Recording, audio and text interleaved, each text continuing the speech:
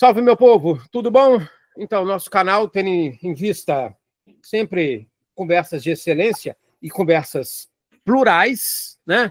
Hoje eu vou conversar com um prezado amigo, professor, assim como eu, Rodrigo Martiniano Tardelli. Parei, estou pensando aqui no Diego Tardelli. Não. Alguma influência com o Diego Tardelli? Não. Você é empresário do Diego Tardelli? Não, nada a ver. Ah, então tá bom. Professor, pesquisador há 40 anos, professor de Direito, Filosofia do Direito, História do Direito, um leitor, um estudioso da área das ciências da religião há 40 anos. Posso falar com muita tranquilidade há mais de 40 anos, porque é bastante jovial, nosso amigo Rodrigo. Muito obrigado, Rodrigo, por conversar com você. Muito obrigado pela atenção, pela sua presença, conversar conosco. Vinícius, eu que agradeço o contato, agradeço o convite, né? Acompanho o seu trabalho no YouTube, parabenizo, e para mim é um prazer muito grande estar conversando com você hoje a respeito desse tema que você propôs aí para a gente conversar. Rodrigo, hoje é dia 7 de maio. Já ouvimos a famosa frase extra homines.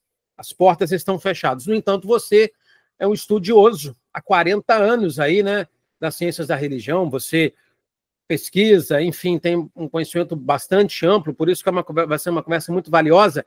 Mas, a propósito, você já sabe quem vai ser o próximo Papa? Não sei. Trabalhamos aí com possibilidades, né? Dois grandes blocos, o que a mídia apresenta, né? E o que a gente consegue depreender daquelas congregações gerais, daquelas 12 reuniões que aconteceram e que são menos secretas do que as discussões do conclave. A gente já consegue perceber algumas coisas, algumas movimentações. Mas algumas coisas que a mídia coloca, né, que sites de aposta, essas coisas são muito fantasiosas. Em termos de conclave, Vinícius, uma coisa que eu costumo dizer o resultado é completamente imprevisível. Então, a gente pode falar do Cardeal Parolin, pode falar do Pizzaballa, até do Cláudio Gugerotti ou do Luiz Antônio Tagli, e apareceu um completamente desconhecido quando anunciarem o Habemus Papam. Isso é possível. Isso é possível, já aconteceu aí ao longo desses últimos quase 800 anos em que o conclave segue mais ou menos esse formato, e a única certeza que a gente tem é que vai ser um dos 133 que estão lá dentro, né? A menos que prefiram votar em algum com mais de 80 anos, o que eu acho uma probabilidade remota também, embora seja canonicamente possível. O João Paulo II foi eleito com 58 anos, Francisco com 76, o Bento com 77. Depois de dois pontificados que não foram curtos, né? Vamos assim dizer, 8 anos do Bento, 12 anos aí de Francisco, nós temos aí 20 anos, né, de pontificado aí de dois papas, vou botar idosos. Será que não está será que os cardeais não vão levar em consideração essa questão da idade? Isso é uma questão que pesa, né? Principalmente agora com a expectativa de vida aumentando, com a evolução aí da medicina. Muitos candidatos aí dos mais prováveis, estão aí em torno de 60, 65 anos, o que para uma eleição papal é considerado são considerados jovens, né? 59, 60, 60, até 65. O que vai pesar mesmo vai ser o tipo de acordo que vai ser fechado dentro do conclave. Quanto mais difícil for se chegar a um nome de conexão, de harmonia entre as duas frentes principais, possivelmente mais idoso será o Papa, porque vão preferir um Papa mais velho para que as frentes se reorganizem durante um pontificado mais curto e num próximo conclave eles já venham mais fechados. Mas assim, ok, estou de pleno acordo, acho muito pertinente o que você está falando. Mas você está falando, eu vou te devolvendo o meu pensamento. Claro. Já fizeram isso em 2005, já fizeram isso em 2013. Em 20 anos não deu ainda para formar uma liderança? Não deu. Não deu exatamente porque o Papa Francisco, durante esses 12 anos, ele acabou com os blocos, ou ele tentou o máximo possível acabar com os blocos do Colégio dos Cardeais, né? Por exemplo, você vê que dos 133 que estão votando hoje, ele nomeou 108. Então você vê que tem Timor-Leste, Sri Lanka, tem um monte de... Ele colocou um monte de gente no colégio cardinalício para quebrar aquela hegemonia Europa, América do Norte, e isso faz com que o colégio seja mais plural em termos não só étnicos, mas em termos de pensamento, porque a vivência da Igreja Católica nos países ela é muito diversa, é muito diferente, né?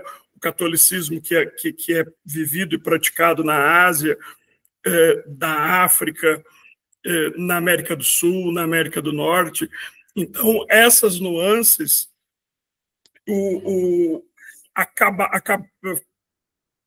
acabam influenciando o pensamento dos cardeais, que são votantes, e eu estava acompanhando na televisão o comentário agora, quando eles estavam fazendo o juramento, com a mão no Evangelho, e diversas vezes o repórter falava assim, este é o primeiro conclave deste cardeal, este é o primeiro conclave deste cardeal, ou seja, são pessoas, vamos dizer assim, que não têm experiência de cúria e não têm experiência com a politicagem de cúria.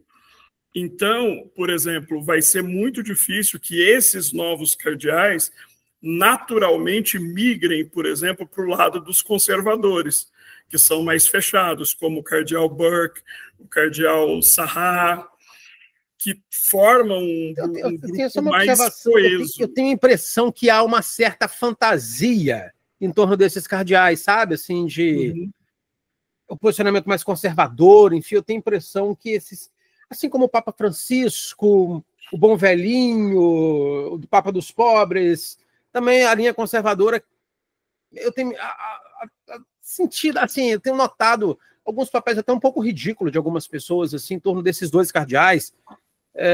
Particularmente não acredito na eleição desses dois cardeais. Também não. Não acredito. Na verdade, assim, eu queria... Eu acho que eles não congregariam nem 5 votos para eles mesmos, mas eles têm uma boa articulação, né? Principalmente o cardeal Burke. Agora, o cardeal Sarrat, não. Pois eu tenho pensado, assim, nessa questão da geopolítica, da economia, e você sabe que durante muitos séculos, nos últimos séculos, o fluxo comercial do Oceano Atlântico, ele foi mais... o Oceano Atlântico teve o maior fluxo comercial do mundo e hoje já não mais é o Pacífico, por conta de toda a pujança econômica da Ásia. E a Ásia que está pujante em todos os aspectos, no aspecto econômico, mas também no aspecto populacional. E também no crescimento também das religiões cristãs, do catolicismo romano e das religiões protestantes, evangélicas, né? Me parece, eu acho que isso é um fator novo para a eleição de um novo Papa. Eu tenho essa impressão. Porque me parece uma coisa muito sem sentido. Um Papa europeu hoje, numa Europa tão velha, tão combalida, eu tenho essa impressão. Acho que parece que é repetitivo, rock passado, não sei. Sim, e dois cardeais muito importantes porque são exímios intelectuais, fizeram discursos contundentes nas congregações gerais. O cardeal Ike, da Holanda e o cardeal Arborelius da Suécia.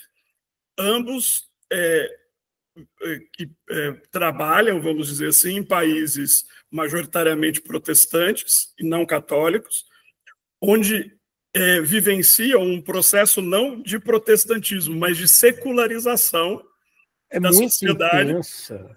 E a igreja, numa situação, eles descreveram com riqueza de detalhes o que é a igreja na Europa atualmente.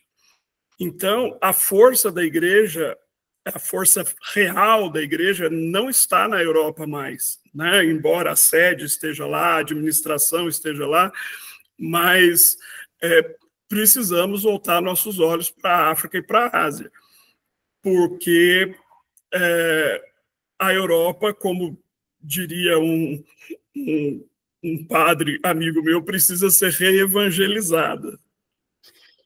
Pois é, eu acho assim, é engraçado isso, né? Porque o Brasil foi colonizado, a América, enfim, foi colonizada por missionários franciscanos, jesuítas, enfim, depois chegaram no século XIX os protestantes, enfim. Mas hoje, assim, o meu cérebro não consegue processar mais religioso europeu, assim, porque as notícias muito atuais que eu tenho é de uma Europa secularizada, com um decréscimo populacional e com um decréscimo religioso mais avançado ainda. Assim, a igreja na Europa hoje está virando pista de skate, cafeteria, shopping, loja, cinema, teatro, academia, etc. E também um processo de abertura aos imigrantes do Islã também, né? Mas eu acho que o cristianismo ele vai se tornando mais dinâmico nesse eixo aí, África-Ásia. Eu não sei. Eu acho que pode ser um negócio daí. Tem nomes importantes, né? Assim, nós temos o Turkson, que aparece bastante cotado, ele é uma pessoa bastante respeitada. O cardeal Turkson e o cardeal Fridolin Bezungo, né, que também é bastante considerado, apesar das posturas bem críticas aos últimos, pelo menos aos últimos documentos dos últimos 3 anos do Francisco. Ele fazia parte do conselho dos 9 cardeais que o Francisco consultava sempre. Na África, né, e na Ásia, nós temos o Tagle, que recebeu aí a alcunha pela mídia de o Francisco da Ásia, né, que é uma pessoa preparadíssima, um grande intelectual, e que tem aquele espírito de humildade, de estar junto com o povo, de não ter aquela coisa hierática, né, aquela coisa daquele distanciamento que muitas vezes a ala conservadora critica,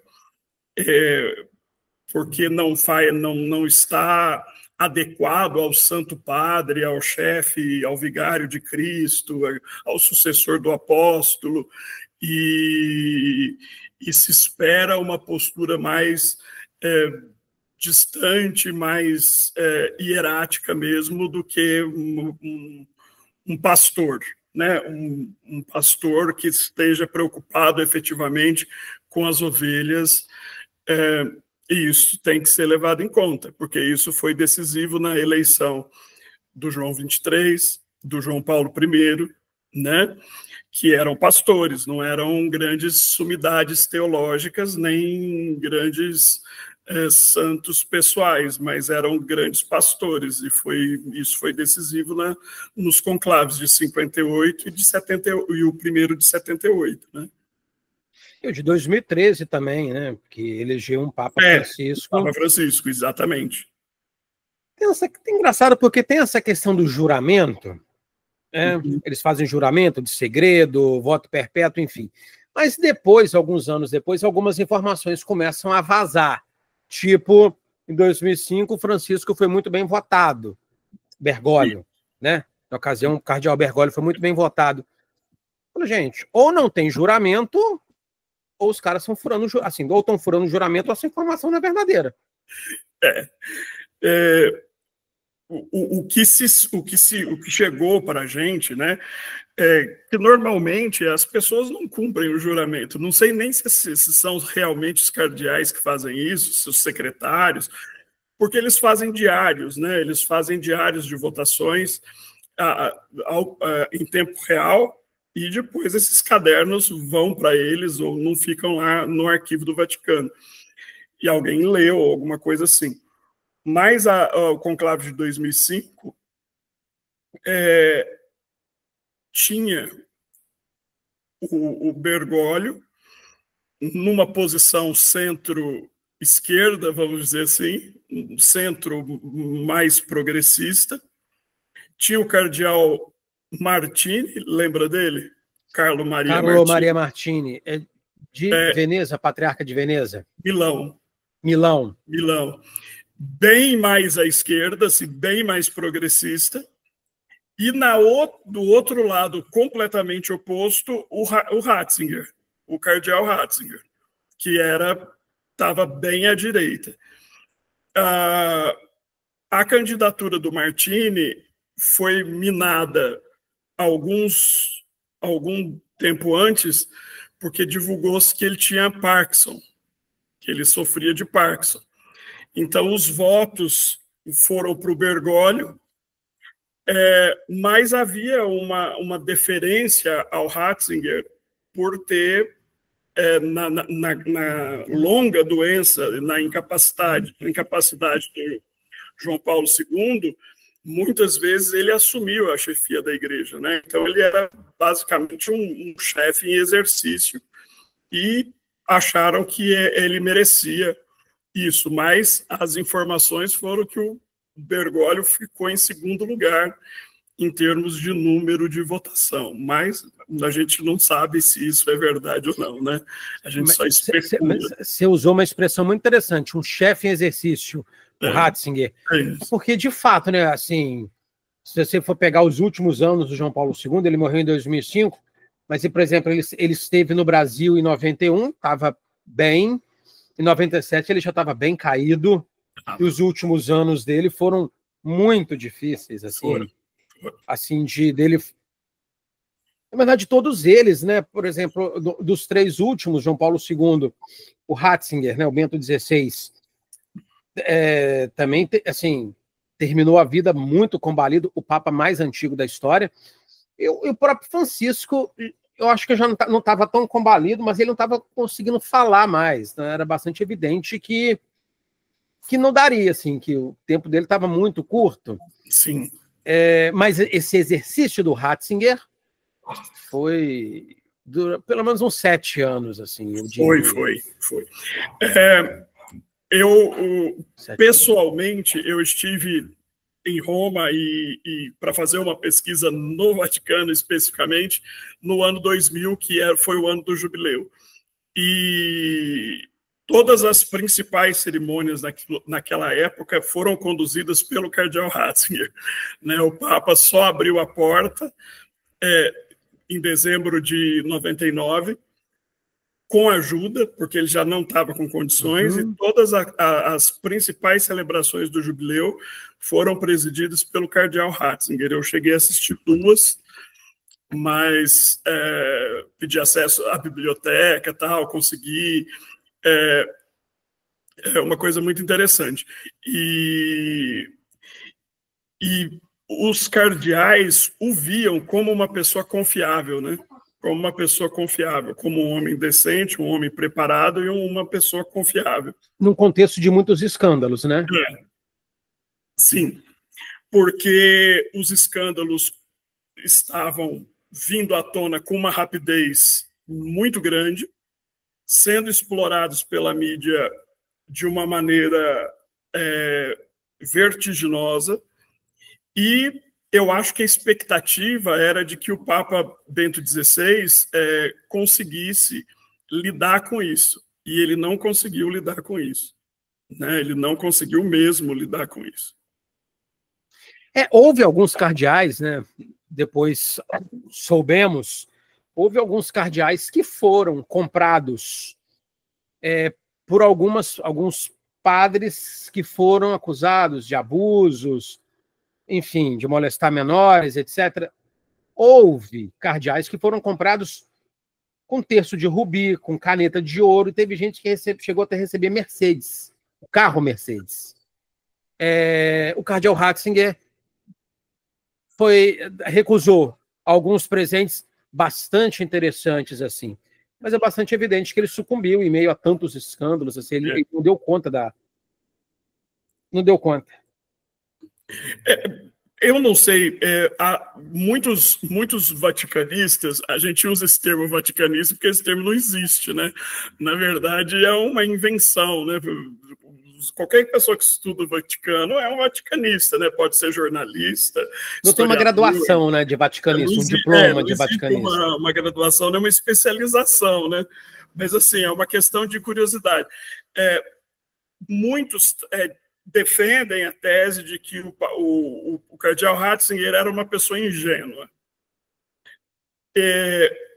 Eu não acredito nisso. Pessoalmente, eu não acredito nisso. Eu acho que ele não era uma pessoa ingênua. Ingênua no seguinte, ele achava que o rombo ia ser menor, que o escândalo era menor. Ele não estava esperando que tinha algo daquelas proporções. Eu já acho que ele tinha uma visão do todo, sim. Que ele percebeu, tanto que ele fez questão de documentar, né?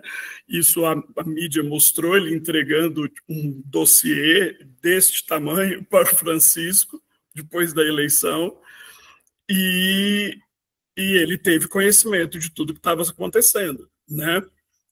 Porque, em termos morais, eu acho que o clero atingiu os piores níveis nos pontificados do João Paulo II e do Bento, né? Foram assim. Você está falando de denúncias. De denúncias, porque me parece que a prática, eu já li de coisas que aconteciam, que foram denunciadas décadas depois, que aconteciam em conventos da Europa na década de 60. E algumas outras coisas que, por exemplo, no Canadá teve uma situação de indígenas, crianças indígenas que supostamente teriam sido tomadas dos pais, enfim. Depois eu li coisas que não foi bem assim, mas estou me dando o benefício da dúvida. Mas nessas questões de moral, de escândalos morais, ocorridos por muitas décadas nos silêncios dos seminários e dos conventos e dos orfanatos, etc., foram coisas pesadíssimas e com ótimas bases verdadeiras, claro que sim. Eu acho que a prática sempre existiu, né? Isso não é um fenômeno do século XIX ou do século XX para cá. Eu acho que isso deve ter sempre existido. Mas, à medida que os pontificados foram mudando ao longo do século XX e a certeza da impunidade foi se consolidando com aquela questão, vou transferir de paróquia, não vou dar sanção, não vou denunciar para a polícia, essas coisas, isso foi criando um ambiente de liberdade, de libertinagem, né, para que essas pessoas agissem, que são verdadeiros predadores, criminosos no sentido de predadores.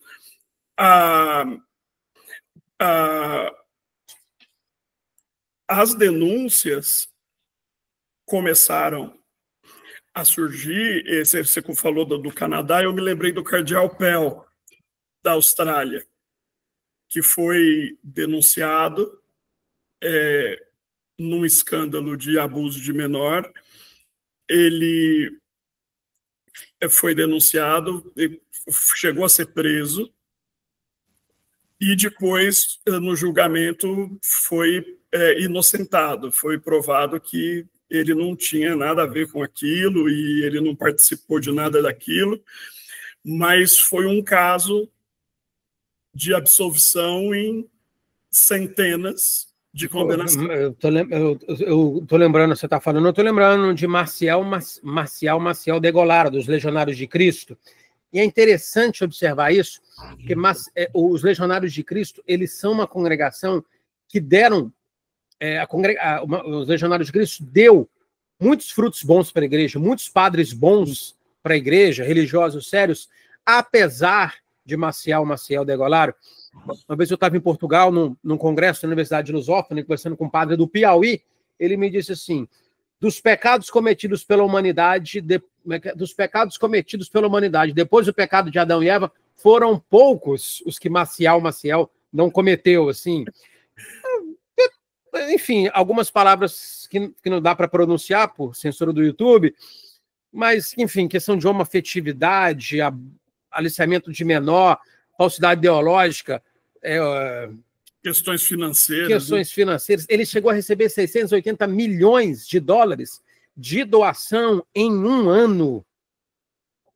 Veja bem, para você ter uma noção, o Templo de Salomão demorou 7 anos para ser construído, e o Templo de Salomão custou 680 milhões de reais em 7 anos. Você bota o dólar e o real alguns anos atrás, assim, enfim, teve uma época que teve uma certa paridade, mas o dólar sempre foi muito mais valorizado que o real.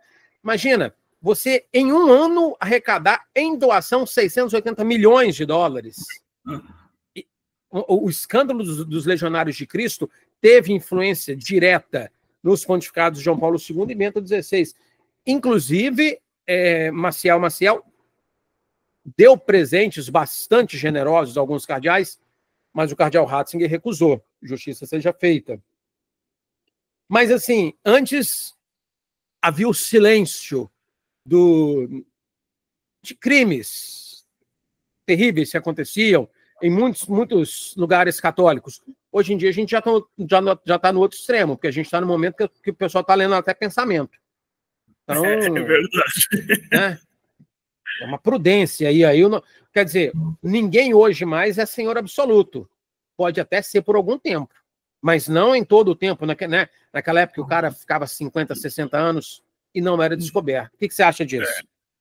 Não, eu concordo plenamente. E isso, no meu entendimento, na minha interpretação das coisas, dos fatos, foi um ponto positivo do pontificado do Francisco, de procurar transparência, ou o máximo de transparência possível nessas questões. Não encobrir, punir e deixar a justiça correr. Porque não havia mais condições, né? E eu acho que eu posso levantar várias críticas ao que eu entendo o governo dele, mas eu acho que nesse ponto ele agiu bem no sentido de trazer a público esses julgamentos ou essas acusações, permitindo que a justiça civil, né, a justiça comum, atuasse nas punições e laicizando padres, bispos que participavam, cometeram essas coisas, né? Eu acho que hoje não tem mais para o dissabor da linha tradicionalista, porque tem uma diferença de tradicionalista e conservador, né? Mas até mesmo da linha tradicionalista, enfim. Mas esse Papa monárquico, esse pontífice romano, que houve até Pio XII, que depois foram papas com o espírito mais da secularização, com um pensamento mais igualitário, enfim, né? Até chegar em Francisco. Mas ainda que o outro não seja tão igualitário quanto Francisco, mas acho que não cabe mais um Papa romano hoje no mundo. Aquele pontífice romano hoje no mundo.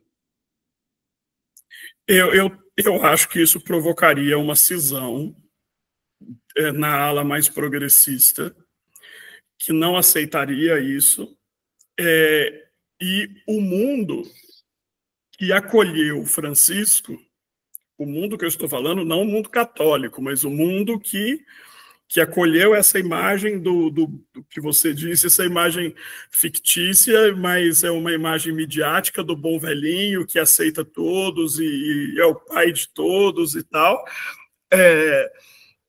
não aceitaria um papa monárquico, né? Um papa monárquico. Imagina, com entronizações, com tiaras, com plumas de avestruz e com sede gestatória. Com sede gestatória e sendo carregado naqueles tronos. O que aconteceu até o Pio XII, né? O pontificado do Pio XII, que também durou bastante tempo, foi um verdadeiro divisor de águas, né, no século XX para a Igreja Católica. Tanto que, quando Pio XII morreu, o conclave de 58, que acabou o Ângelo Roncalli sendo eleito, não sabia direito o que fazer. Tá? Não sabia o que fazer. Havia a ala liderada pelo cardeal Lercaro, da Itália, que queria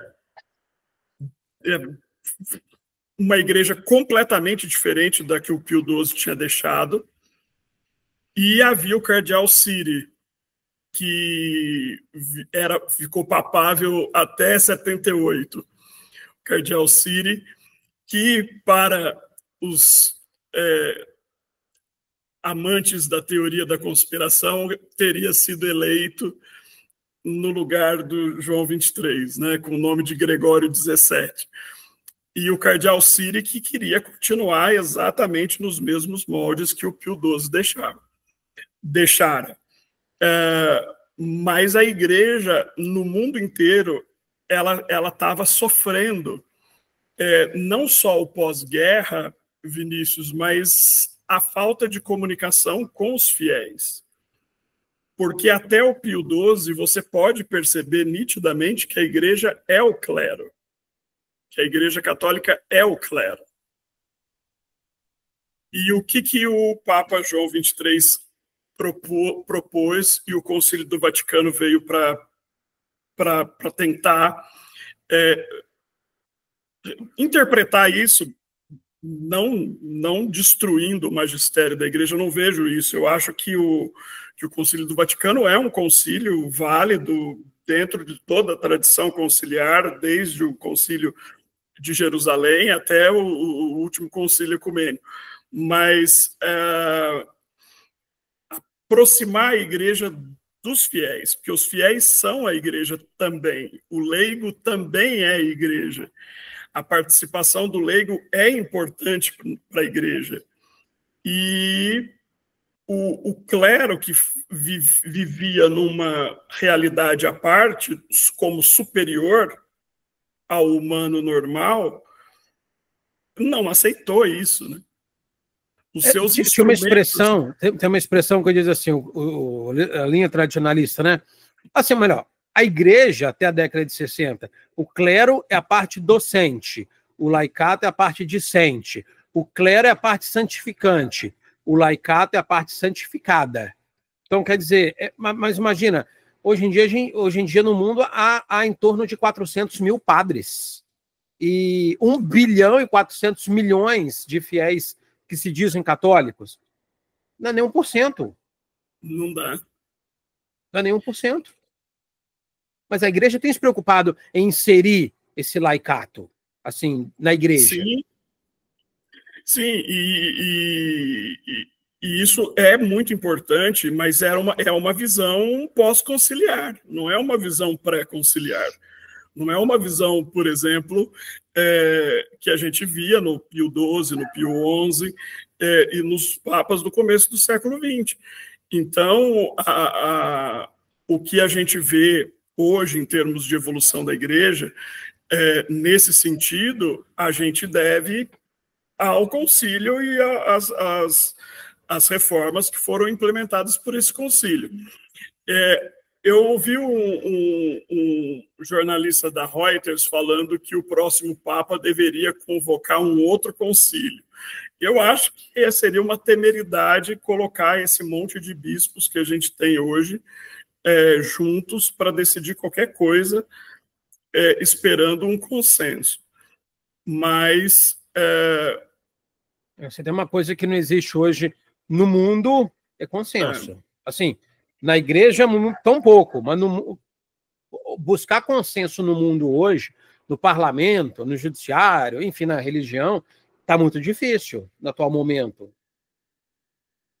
E esse concílio decidiria sobre o quê? O que ele conversaria sobre o quê? Sobre esses tópicos que os sínodos têm discutido, esse movimento da sinodalidade, ordenação de mulheres ao diaconato, ordenação de padres casados, a possibilidade de um olhar diferente para relações homoafetivas. Precisa de um concílio para isso? Aí eu acho que não, que isso não vai ser discutido ou vai ser alterado tão cedo, na minha visão, em termos de implementação real dessas pautas, vamos dizer assim, na igreja. Embora, eu não sei se você tem acompanhado os jornais internacionais, inclusive. Tem acompanhado alguma coisa na Itália e na Espanha. O cardeal tal é a favor dos LGBTs, o cardeal tal é a favor da missa tridentina, o cardeal tal... veja, isso não é o importante. Não vai ser porque o Papa ele tem um olhar mais positivo em relação a pessoas LGBTs que ele vai implementar, por exemplo, oficializar que a Igreja Católica faça casamentos entre pessoas do mesmo sexo. Ou não é porque um cardeal já disse ou já se posicionou dizendo que não vê problemas em que homens casados sejam ordenados, mesmo que de forma excepcional, em casos excepcionais, nos lugares onde não há padres e efetivamente para chegar até determinadas comunidades, isso não quer dizer que ele vai, se eleito, essa vai ser a pauta do governo dele, né? Então a gente tem que ponderar muito isso, o que a mídia nos joga como sendo as pautas do conclave reais e o que os cardeais estão pensando mesmo. Eles estão pensando na autonomia da igreja em face dos governos. Veja a situação na China e na África, que a Igreja Católica enfrenta. Pois é, muito obrigado. Eu não te fiz essa pergunta, acho que nem sei se faria, mas você tocou uma questão, mas agora eu quero te fazer, porque você tocou nisso. O que os cardeais estão pensando, Rodrigo? Estão pensando exatamente Vou fazer um isso. corte sobre isso, hein? Estão pensando na situação da igreja em face dos governos, da relação igreja-estado, principalmente na China, depois da concordata que o Parolin engendrou, e na África com os governos, vamos dizer assim, autoritários. Estão pensando em dinheiro, porque o Vaticano está operando no vermelho já há algum tempo. O caixa do Vaticano está reduzidíssimo. E está pensando na questão de guerra, das guerras, dos refugiados. Isso é a prioridade que os cardeais têm discutido. Não é questão LGBT, ordenação de mulher, ordenação de padre casado. Porque fica muito no campo da sexualidade, né? Sim. Assim, porque assim, eu gosto muito de ler sobre a vida dos santos, enfim, e vejo nessa temática apresentando de uma maneira muito positiva, enfim, essa coisa da castidade e da virgindade. Lógico, que bom, eu devo ser o marido casto, enfim, mas, meu amigo, ok, tudo bem. castidade muito legal, muito bacana, muito importante. Mas agora, enquanto nós estamos conversando, tem gente que está correndo para entrar numa embarcação furada no Oceano Mediterrâneo para fugir de guerra. Fugir de guerra, exatamente. Está há 7 dias sem comer nada. Entende? Exato. Essa é a preocupação da igreja. Como se implementa um cristianismo real na África? Né? Com os governos perseguindo a igreja, É interessante isso, assim, os governos perseguiram, mas não são todos, né? Porque... O Besungo enfrentou o governo do Congo, né? Ele enfrentou diretamente o governo do Congo. Ele foi considerado papável exatamente por essa postura que ele teve firme de enfrentamento do governo. Porque a questão de alimentação, remédios, obras de caridade, de um modo geral, implementadas pela igreja e por segmentos ligados a ela na África, muitas vezes é vista por determinados governos como influência política ocidental, ou da Rússia, ou dos Estados Unidos, e proíbem, mesmo reduzindo pessoas à miséria, à fome, à morte, à desnutrição e a doenças. E a igreja tem se levantado contra isso. A gente fala da igreja num prisma, vamos dizer assim, eurocêntrico e americano, no sentido de que a gente não lida muito bem, a gente não sabe direito o que é perseguição religiosa. A gente sabe de ridicularização, né? Assim, o cara disse que é cristão, beato, etc. Isso, Mas, assim, tá todo mundo indo e vindo nas igrejas. É lógico que a minha audiência conservadora vai falar, mas você não sabe do plano do Lula, do PT, porque da Nicarágua, não sei o que tem. Meu amigo, peraí. Aqui na América a gente tem liberdade para ir e vir. A gente pode ir à igreja, a gente pode ler uma Bíblia em público, a gente pode, sei lá, entrar numa igreja católica e entrar numa igreja evangélica, a gente pode... as igrejas não são fechadas. Agora, veja o que acontece na China. Existe a igreja dita oficial e existe a igreja do porão. São duas igrejas. Uma a igreja oficial, que é a que fez a concordata com o governo chinês, e essa concordata, no meu ponto de vista, foi uma das coisas que pesa contra o cardeal Parolin, que a mídia coloca como o papável ou o preferido, deu ao governo chinês a autorização de nomear bispos. Quem cria bispos na China, oficialmente, é o governo chinês. Mas isso daí é uma articulação do Parolin? Do Parolin. Ele que fez essa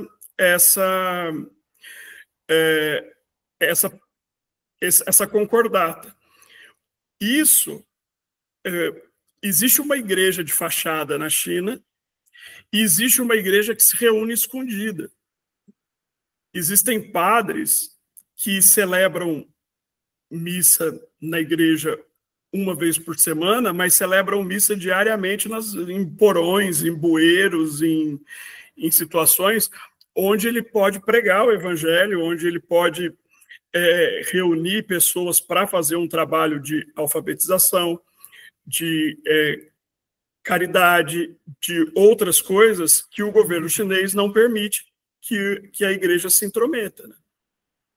E essa concordata, que foi feita pelo Parolin, eu esqueci o nome do cardeal, um cardeal norte-americano, altão. Você pode ir falando aí que eu vou pesquisar aqui. McCarrick, alguma coisa assim, colocou a igreja debaixo da autoridade do governo chinês de uma maneira vexatória. E isso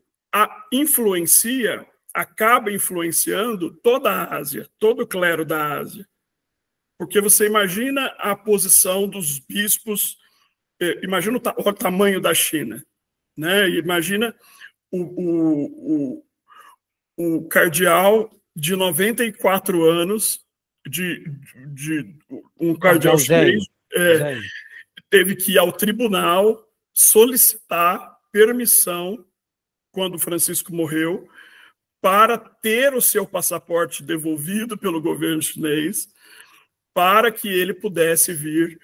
McElroy, exatamente. Eu ia falar, Robert Walter McElroy. Ele nasceu em 1954, é arcebispo de Washington. Se nós não estivéssemos sob o governo Trump, eu tenho uma... Conclui esse pensamento aí, por favor, do McElroy, dessa concordata, porque eu vou te perguntar de que maneira o Trump pode ou quer influenciar esse conclave. Tá. Então, essa concordata, embora ela seja assinada com Pequim, os efeitos dela são sentidos em toda a Ásia. Então, você veja, os bispos são nomeados pelo governo, a Secretaria de Estado aprova a nomeação de bispos que o governo chinês nomeia. Inclusive, isso aconteceu depois que o Papa Francisco morreu. O governo chinês nomeou 2 bispos e o camerlengo chancelou, né, porque ele não tem outra coisa, ele está obrigado a reconhecer tudo que o governo chinês faz.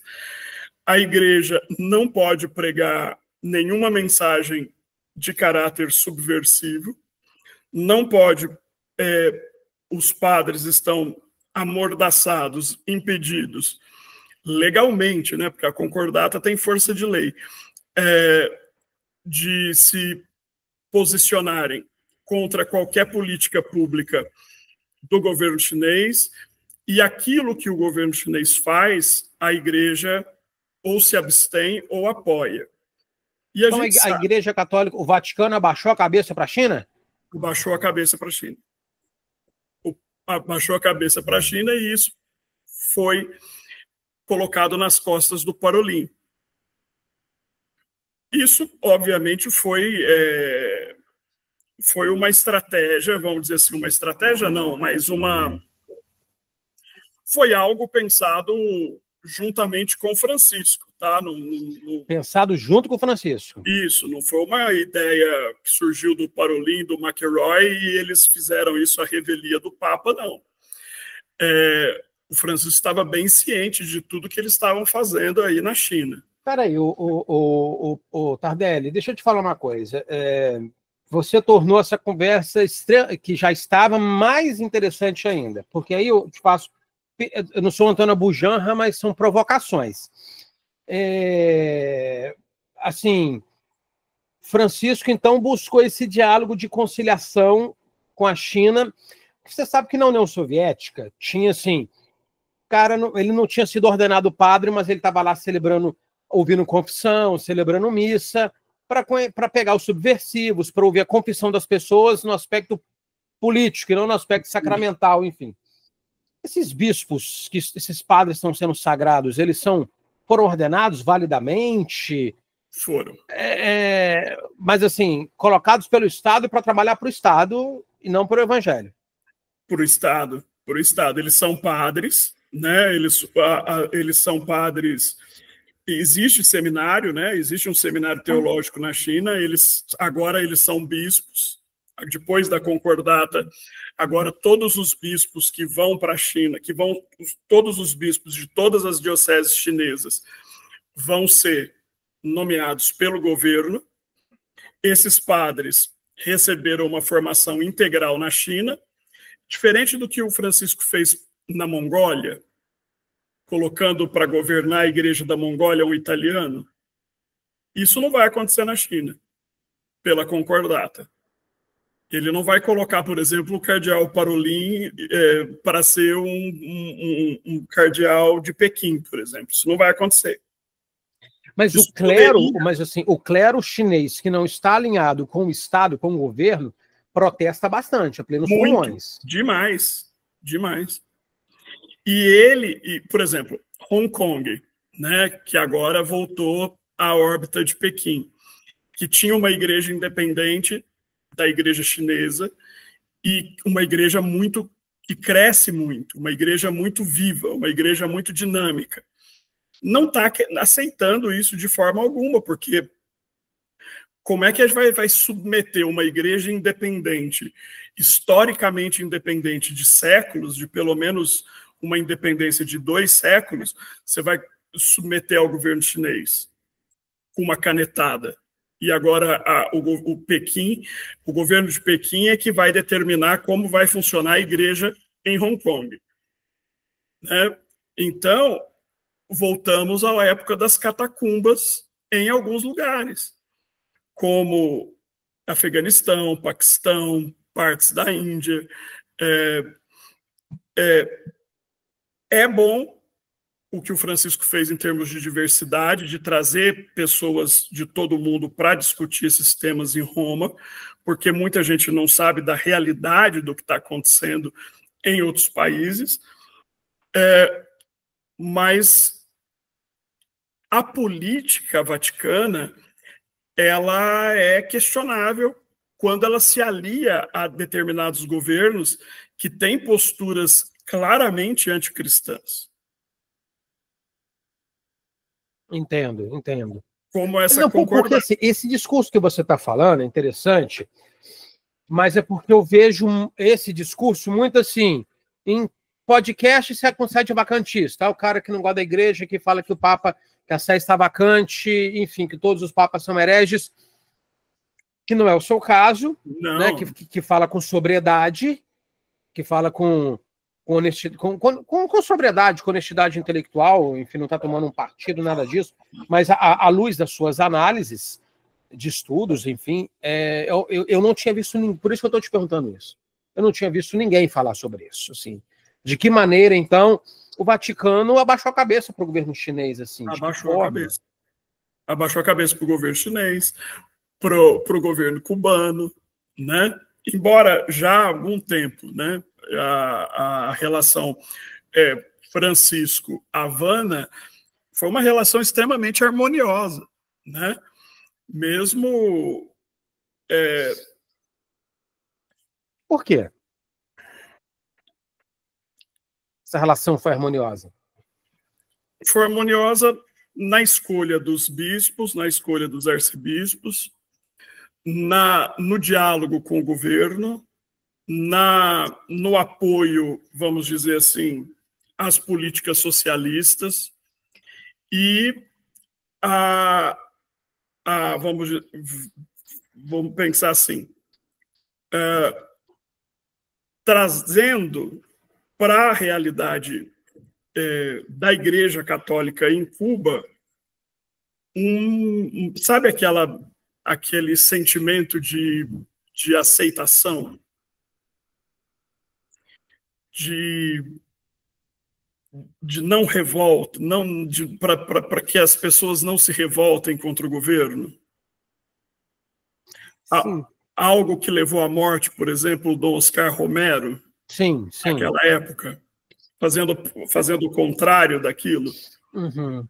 Né? Os dirigentes da Igreja de Cuba hoje são exatamente o oposto daquilo. Não chegam a ser oficialmente funcionários do Estado, porque não há uma concordata com a Havana, nem precisa haver, mas como há com a China. Mas até porque Cuba não tem essa bola toda, né? Não tem essa bola toda e não tem muita, só tem o quê? Tem 4 ou 5 bispos lá, um cardeal, e politicamente não, Cuba já era, né? Mas agora a China, que domina a Ásia, vai subjugar toda a igreja da Ásia. Esse é o grande medo dos outros cardeais. Os cardeais da Indonésia, os cardeais, todos os outros, do Timor, que já se levantaram tá, e que fala assim, não, essa concordata é prejudicial para a Ásia, não só para a igreja na China, mas para a Ásia. E aqui não é uma questão de progressistas e conservadores, aqui é uma questão de sobrevivência da igreja em determinados lugares. Isso pegou muito mal. Isso pegou realmente muito mal. No pontificado de Francisco. Porque como é que era até então nos pontificados anteriores, de João Paulo e do Bento, essa relação Vaticano-China? Havia nomeação de bispos pelo Vaticano, às vezes o governo chinês não aceitava que fulano de tal não fosse bispo, a igreja não ligava para o que o governo da China falava, mantinha, o bispo era preso, ficava 5 anos na cadeia, tinha sua movimentação restrita, era um enfrentamento constante, desde a Revolução Cultural. A igreja tem os cardeais, veja o próprio cardeal que foi que estava com o passaporte cassado para não poder sair, né? Então, eles não podiam sair da China, era uma questão bem complicada.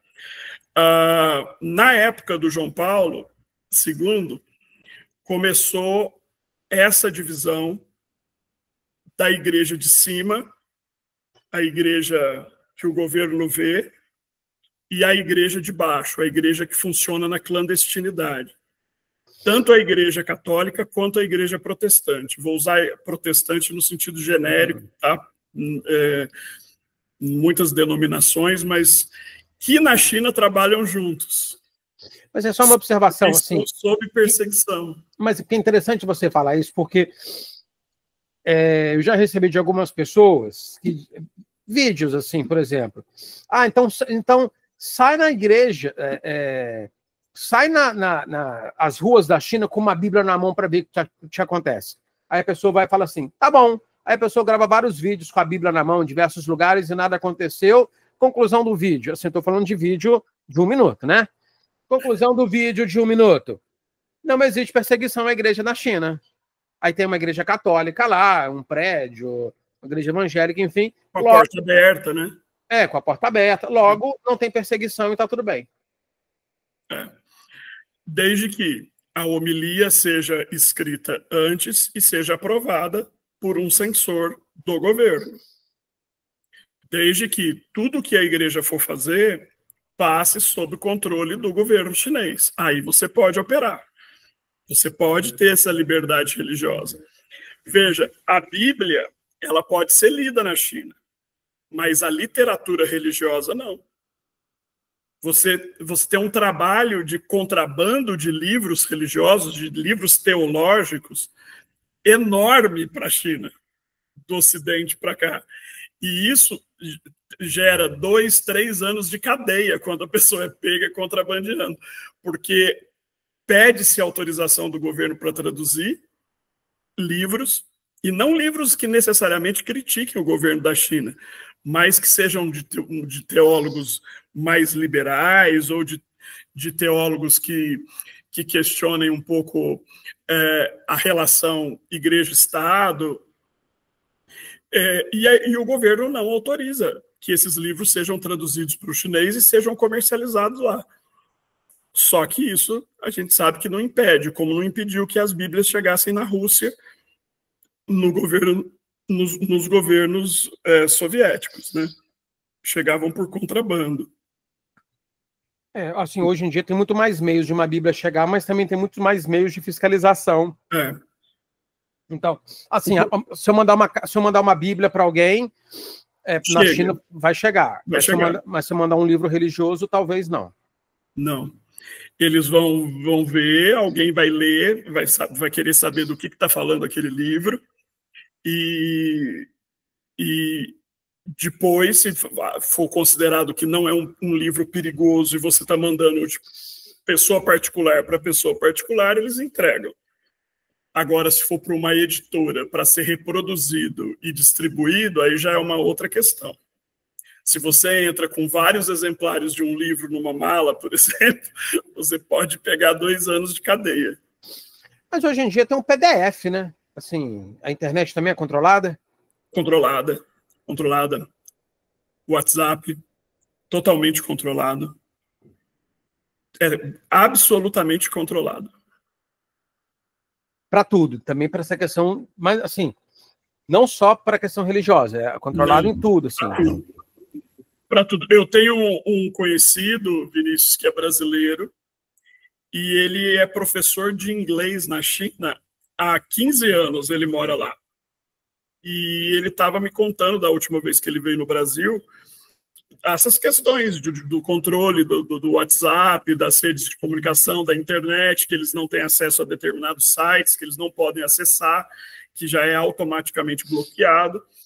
Mas a igreja, ela cresce e prospera não em ambientes informatizados, não em ambientes, vamos dizer assim, economicamente desenvolvidos. A maioria da igreja cristã na China está em populações rurais, não urbanas. Pessoas simples, pessoas que às vezes Tô fazendo uma coisa meio clichê, tá? Plantadores de arroz, sabe? Aquela pessoa que tem um chapeuzinho de palha e tal. Sim.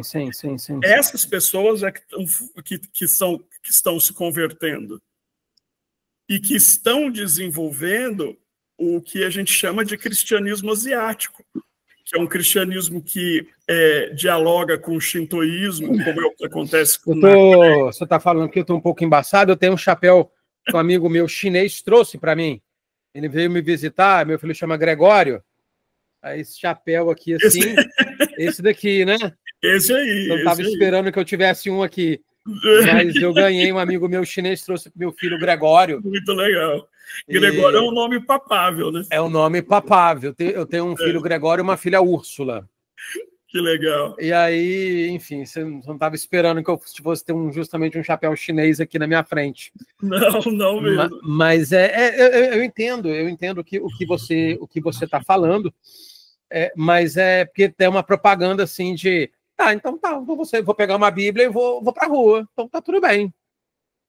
Tá, tudo bem mesmo, ninguém vai te prender porque você tem uma Bíblia. Isso acontecia nos anos 60, nos anos 70, onde a própria Bíblia era proibida. Hoje ela não é proibida. A Bíblia em si, não. Mas a literatura religiosa tem que passar pelo crivo do governo antes de ser publicada. É porque a Bíblia, os evangelhos, eles não ferem, né, necessariamente nenhum governo comunista. Não, a Bíblia não tem nada explícito sobre essa questão do comunismo. Não, e São Paulo, por exemplo, fala que a gente tem que obedecer às autoridades, orar por elas, porque elas foram instituídas por Deus para... A Bíblia é ordeira, inclusive. É. A Bíblia não é revolucionária. Não é. E para um governo autoritário, isso é bom, né? Olha, o seu próprio documento de fé está dizendo que você deve ser submisso à autoridade constituída. Tudo bem, acho que nenhum governo chinês vai fazer isso, de ler a Bíblia nesse sentido. Então, assim, a questão é se os cardeais vão levar em consideração essa concordata e de que maneira isso vai ter peso. O que eu estou pensando aqui, o Rodrigo, nesse mundo tão plural que você tem que conjugar, por exemplo, essa Alemanha tão... A Europa, né, tão sinodal, igualitária, uma África conservadora nos costumes, né? Por exemplo, o documento que fala sobre essa questão da bênção dos casais homoafetivos, por exemplo, os bispos africanos disseram muito tranquilamente, não vamos aceitar e ponto, acabou. E o Francisco aceitou, né? Então é um documento para a igreja, menos para a igreja da África. Pois é, mas assim, aí você tem assim, uma Europa tão secularizada, com poucos filhos, população em declínio, uma Europa onde, já sei, tem lugares, por exemplo, que o padre escreve a homilia, essa homilia ela é entregue a um conselho paroquial de leigos, mas é uma África pujante, mas tão conservadora, uma China envolvida com questões de governo, não estou nem falando da América não, hein? mas assim, uma China voltada para as questões de governo, que toca a Ásia, onde está a maior parte da população mundial, com um poder centralizado em Roma. Em Roma. Veja, nós tivemos 12 congregações gerais. As congregações gerais reuniram por volta de 200 cardeais. Acho que a que teve mais presentes, ela teve 201 cardeais presentes. Acontecia de manhã e à tarde, né? E os cardeais pediam a palavra. A concordata chinesa, ela foi mencionada 57 vezes durante as congregações gerais. Então, o que você percebe disso? Que isso é realmente uma preocupação. Questões LGBTs não foram mencionadas nas congregações gerais. Ninguém falou nisso. Cara, tem muita coisa para ser discutida. Por exemplo, veja, o cardeal Miller. Gerhard Miller. Depois que o Papa Francisco morreu, ele se sentiu livre para começar a falar um monte de coisa. Então, assim, os repórteres não sabiam se ficavam na porta da congregação geral ou esperavam a declaração do cardeal Miller, que era a declaração do dia do cardeal Miller, estava sendo tão esperada quanto os bastidores. Inclusive do cisma da Alemanha, né? Exatamente. Assim, mas assim, é muito difícil mesmo, nesse momento.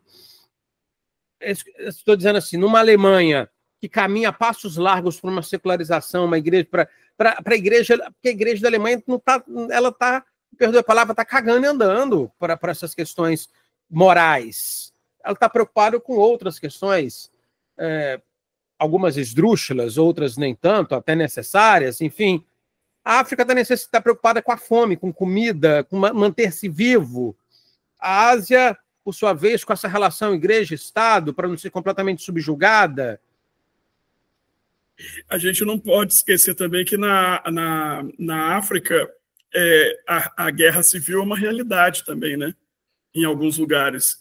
Ela passa um pouquinho e, de repente, explode de novo. Então, tem muita guerra civil. São muitas, né? Muitas guerras civis. E são os lugares onde a igreja mais cresce, né?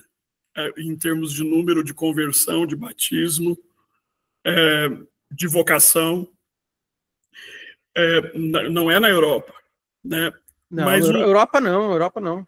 Um dado interessante, de todas as denominações cristãs, a que mais cresceu na Inglaterra no último ano foi a Igreja Católica, de todas as denominações cristãs, porque o cristianismo na Inglaterra ele tem decaído profundamente.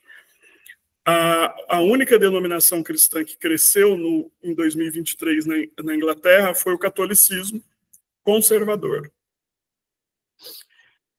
Da ala entre jovens. Não, então, é muito interessante você falar isso, porque, assim, por exemplo, eu sou de Itaperuna, diocese de Campos, Norte Fluminense, nas décadas de 4 décadas, 70, 80, 90, início dos anos 2000, só tinha missa tridentina aqui no Norte Fluminense. Tinha 4 padres que atendiam a TFP em São Paulo, o Moceiro em Friburgo e não mais.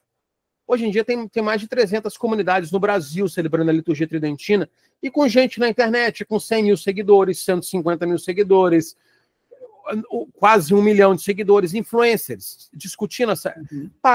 Assim, eu tenho pensado nisso. O crescimento do conservadorismo. Você teria falar, é uma pauta complicada, uma pauta longa. Você percebe esse crescimento do conservadorismo? Eu percebo, nossa. E eu olho com um pouco de receio, sabe? Assim, um pouco de medo mesmo. Porque nem todos os conservadores são conservadores do ponto de vista racional de quererem compor, conversar e viver em harmonia, né? Eu fui a uma missa tridentina numa capela em São Paulo que chama São Pio X. Da Fraternidade São Pio X? Da Fraternidade São Pio X, na Vila Mariana. E eu cheguei um pouco antes do horário, estava vazia a igreja. Eu falei assim, não vai vir ninguém, né? Deve ser uma missa, tipo, flopada. Vinícius lotou e só gente jovem. Sabe aquela ideia da velhinha Carola de véu? Não. Pessoal jovem mesmo. Mas um pessoal frio, assim. Frio, assim. frio. Eu sei porque, Rodrigo, eu fiquei lá, saí de lá, ninguém falou comigo, ninguém perguntou nada, nem quem eu era, se eu era visitante, se eu não era, o que eu estava fazendo ali. Entrou e saiu. Assim, a frieza já é uma característica das grandes metrópoles, nos tempos atuais. Os paulistanos não são conhecidos pela sua amabilidade. O pessoal de São Paulo é igual de Curitiba, assim. Você encontrar um paulistano muito simpático, muito aberto, paulistano, não é paulista, não. Paulistano mesmo, porque é uma característica do tempo presente, essa frieza do tempo presente. Eu conheço a fraternidade há bastante tempo. Eu estive na fraternidade em 2019, eu tenho uma gratidão absurda com a fraternidade. Enfim, isso é uma coisa. Uma coisa é uma coisa, outra coisa é outra coisa. Não estou denegrindo nada disso, é fraternidade. Mas eu vejo um comportamento dos tradicionalistas, uma frieza da fraternidade, dos fiéis, uma frieza, uma distinção, uma coisa talvez meio europeia. Não tem uma proximidade. Isso daí é uma reclamação. Você que não é um fiel tradicionalista me reportou aquilo que fiéis tradicionalistas que vão a essa capela e outros lugares onde a fraternidade tem igreja dizem: o pessoal da fraternidade é frio, formal, educado, mas distante. Mas jovem, muitos jovens. Jovens mesmo. Um casal de amigos, ele é o dono da editora que publica os meus livros. Ele frequenta lá. A esposa preferiu não frequentar lá. Ela não gostou, não do rito, nem mas dessa frieza mesmo. Ela preferiu continuar na paróquia dela lá, frequentando. Então, no domingo de manhã, cada um vai para um lado. Sendo católicos. Sendo católicos e os dois conservadores. Não, mas eu noto isso, eu vejo isso assim, por exemplo, caixinhas de WhatsApp, caixinhas de Instagram. Eu vejo isso em muitos jovens da fraternidade. A pessoa apresenta problemas super complexos, para ser discutido na caixinha do Instagram. Aí o dono do Instagram da página vai lá dar as respostas mais duras possíveis para aquela caixinha, aquela pergunta assim: gosto da liturgia tridentina, mas meus pais não gostam. O que fazer? Rompa relações com seus pais. Como se fosse assim, você vai romper relação com seu pai, sua mãe, pela fé, assim. É duro isso, assim. Isso não deve ser discutido em caixinha de Instagram. Não mesmo. Entende? Assim, não estou falando que a fraternidade é assim. Eu não estou dizendo que esse é o ensinamento da fraternidade. Eu estou dizendo que alguns jovens, demasiadamente entusiasmados, inexperientes, têm discutido questões simples, questões complexas à luz de respostas simples. E que esperam, né, Vinícius, que o próximo Papa, se for um Papa de tendências mais conservadoras, como o cardeal Erdo, por exemplo, digam aquilo que eles querem ouvir, né? Que a minha igreja é a única certa, a minha igreja é a única salvação. Fora da igreja não há salvação. Fora da igreja não há salvação, e fora da igreja católica especificamente. Católica romana. Coisa que já foi reelaborado isso em documentos do magistério de diversas formas, mas que essas pessoas, que no meu ponto de vista, elas se arrogam um conhecimento maior do que do Papa e dos concílios, querem reduzir a discussão de soteriologia, de eclesiologia, no sentido de a minha está certa, a sua está errada. O meu é melhor, o seu não é. A minha é a única certa, a sua... Eu falo assim, mas isso é infantil, isso não é um debate, isso não é academicamente possível. Hoje, na missa pró-eligendo Romano Pontífice, atrás dos bispos, tinha os cardeais, né, os arcebispos e bispos, tinham 2 filas de pastores e pastoras. Sim, isso dá muito escândalo. Eu reconheci os luteranos, os anglicanos e os reformados, né, presbiterianos / reformados, calvinistas, que foram, se eles estavam lá na frente, eles foram convidados para participar dessa missa, né? Então, veja, para determinadas pessoas, e estou falando de pessoas jovens, não de pessoas velhas, isso é o cúmulo da heresia. Mas o Rodrigo... Você dialogar com o luterano, por exemplo. Mas assim, Rodrigo, os jovens são mais conservadores do que os velhos. Eu vejo isso no clero católico. Por exemplo, quando eu comecei a me entender por gente, era a década de 90. Uhum. E década de 90, por exemplo, os padres, o nosso prezado amigo André, uma vez eu estava conversando com ele, ele falou assim, o que é morcegão, né?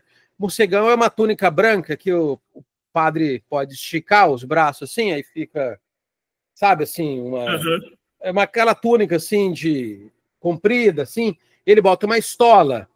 Você não vê padres jovens usando morcegão, paramento romano, batina, barrete, assim. E foi feita uma pesquisa nos Estados Unidos em que verificou-se que o clero idoso, ordenado 40 anos atrás, 50 anos atrás, confiava mais no Papa Francisco do que o clero ordenado com menos de 15 anos, 10 anos. O mundo, eu tenho a impressão que o mundo caminha para o conservadorismo. Talvez porque os opostos se retroalimentam, esse mundo tão líquido. É uma coisa que eu tenho pensado. O que você acha disso?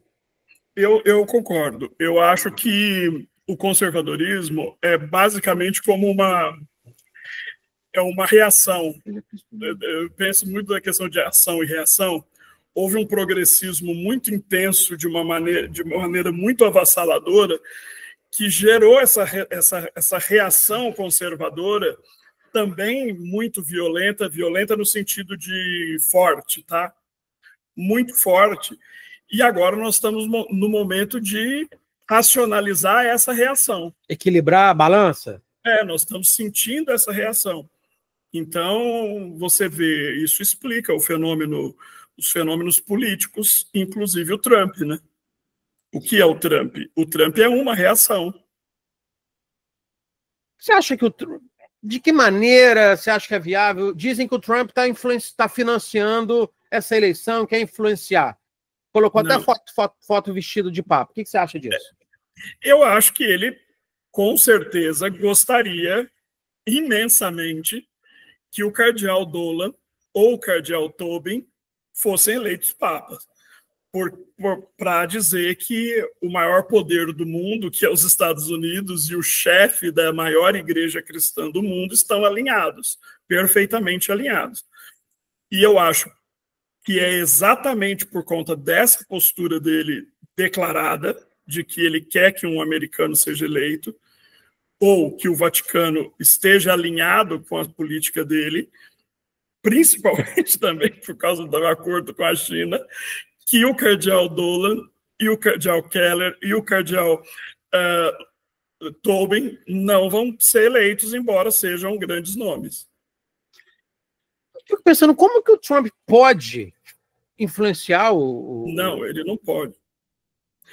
Subornando, né? Mas aí como é que você vai provar que o cardeal tal recebeu uma propina para votar no cardeal Dolan, por exemplo?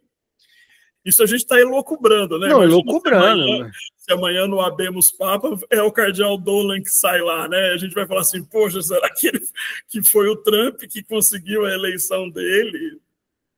Eu fico pensando como que o Donald Trump, assim, quando ele fez aquela foto, né? Aquele desenho de inteligência artificial, ele lá de branco, com a mitra, enfim. Eu acho que foi um recado muito claro assim para o mundo. Eu tô aqui, mas eu tenho como estar sentado aí, ter um representante fiel ao meu governo, e é o que eu desejo. Sim. Mas essa situação como que ele conseguiria isso, assim? Entende? Não é tão simples assim. Olha, não é simples principalmente por causa da quantidade de cardeais. Se a gente pensa na eleição do Pio II, do Alexandre VI, do Júlio II, eram 20 cardeais, 18 cardeais, 15. Então era muito fácil comprar voto, você prometia isso, aquilo lá e tal. Desde do século XX, as cédulas não são mais assinadas, o voto é secreto, né? Desde o Pio XII, o voto é secreto. E antes não era secreto, então você tinha que, além de votar, você tinha que assinar seu nome na cédula. Então, não vejo como o Trump influenciaria a eleição, a menos que ele tenha se reunido com o cardeal Burke, o cardeal Dolan, o cardeal McElroy, o cardeal Tobin, e falar assim, olha, vocês têm que fazer um lobby, sei lá. Mas eu acho dinheiro não é problema. Mas eu acho que se esses cardeais começarem a tentar fazer um lobby lá dentro, eles vão ficar pessimamente vistos pelos outros, né? Sim, o poder tem muitas das suas nuances. Eu tenho uma visão meio fria, no sentido de que eu acho que rei morto, rei posto. Essa coisa de vamos continuar o legado do Papa Francisco, enfim, Papa Francisco já morreu, já está enterrado, já foi sepultado, já fizeram todas as missas em sufrágio da alma dele, agora PT saudações e vão para o próximo. Você viu isso exatamente pela liberdade que os cardeais, certos cardeais se sentiram de criticá-lo, né? Abertamente. Sim. Após a morte, que durante a vida do Francisco ficaram bem quietinhos, mas que após a morte dele, né? E muito provavelmente, né, posso estar errado, não teremos um Francisco II nesse conclave. Você acha que Francisco II? Só se o Tagle for eleito. Nem o Parolin, que todo mundo fala do Parolin o tempo todo, né? O Parolin eu acho que não. Hein? Eu acho que o Tagle ou o Zuppi poderiam usar um Francisco II. O Parolin tem cara de João Paulo. Ou de Paulo. Paulo ou João Paulo. Pio, não. Pio acho que não vai ter ninguém. Vai demorar um pouco para ter um Pio aí. Gregório tão pouco. Gregório pode ser. O Parolin pode ser um Gregório. Mas Gregório é conservador também. O Erdo seria um Gregório, eu acho. Bento pode ser um Bento XVII aí.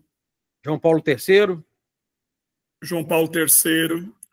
João Paulo III tem bastante chance de aparecer, porque muitos desses cardeais eles se tornaram padres e bispos no governo do João Paulo II, né? Então, apesar de todas as críticas que eu tenho ao João Paulo II, e eu tenho muitas, são pessoas que descobriram sua vocação sacerdotal e desenvolveram essa vocação tendo o João Paulo II como referência. Então, eu acho que é muito possível ter um João Paulo III. Então, um Paulo VII. Qual é a característica de um Gregório? O Gregório, bom, eu acho que o Gregório ele é muito parecido, vai ser muito parecido com o Bento, por exemplo. Gregório e Bento, então.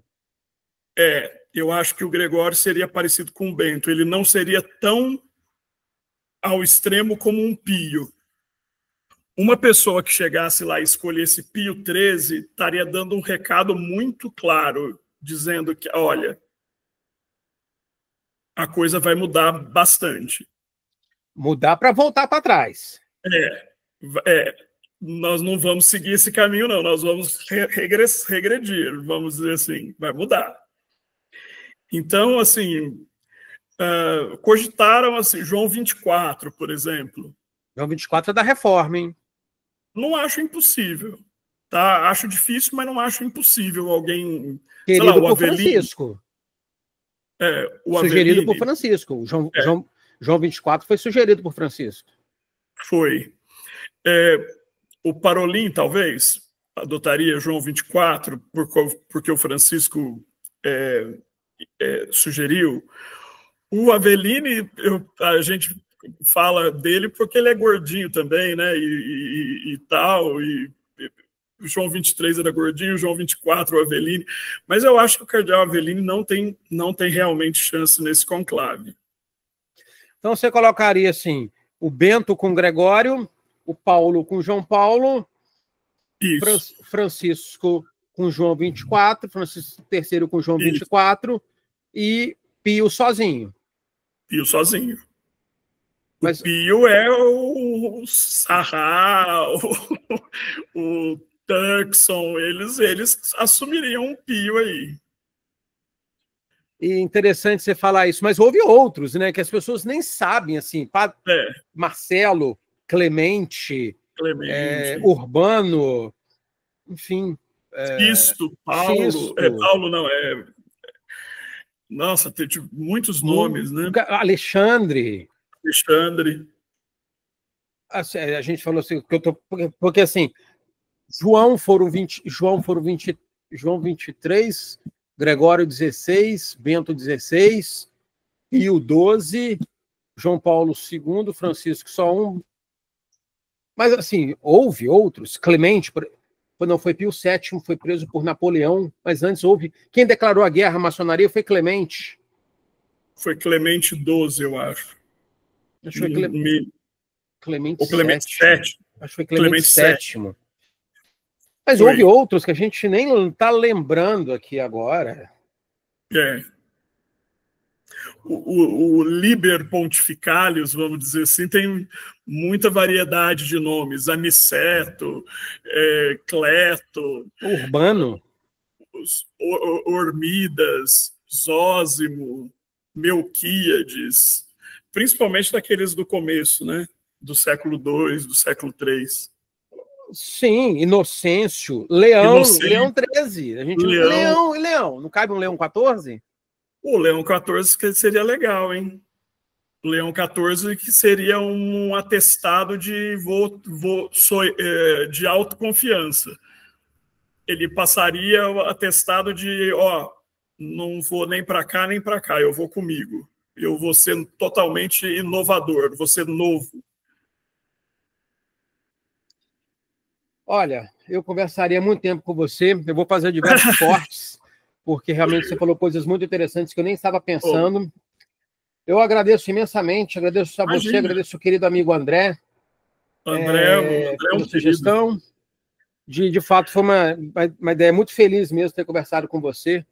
Sem sombras de dúvidas, você trouxe informações e pensamentos muito interessantes, algumas até polêmicas. A concordata da China aí não vai descer muito bem para algumas pessoas, para outros vai. Eu agradeço muito, Rodrigo. Queria ouvir suas considerações finais. Eu te agradeço. Um prazer enorme conversar com você. Esse é um assunto que eu amo mesmo. Desde criança, né? Eu fui criado num ambiente extremamente religioso, de duas religiões. Metade da minha família é protestante, metade da minha família é católica, e eu fui criado nos dois ambientes. E uma coisa que sempre me fascinou no catolicismo é o Vaticano, é a história da igreja, a história especificamente do papado. E você pega, se você depois, se a gente tiver a oportunidade, eu vou te mostrar cadernos de quando eu tinha 6, 7, 8 anos, com aquela letra de criança, com as listas dos papas, com algumas coisas que eu copiava de enciclopédia, que eu copiava de anuário, de recortar foto e coisas desse tipo. Mas espero ter contribuído aí com o canal. Muito. Com a proposta que você pensou. E estou à disposição, se quiser conversar sobre outros assuntos. Não, a gente vai voltar no depois. Sim, no Habemos Papa. A gente vai voltar no depois. A fumaça está saindo. A fumaça preta acabou de sair neste momento. Sim, a primeira fumaça. A primeira fumaça está saindo neste momento. Tá ótimo, então. Eu vou. Não Habemos Papa. Não Habemos Papa. Eu vou dar uma olhada direto na TV aqui. Muitíssimo obrigado. A gente volta a conversar com a eleição do próximo Papa, então. Um grande abraço. Abraço. Tudo de bom, Tchau, sucesso tchau. sempre.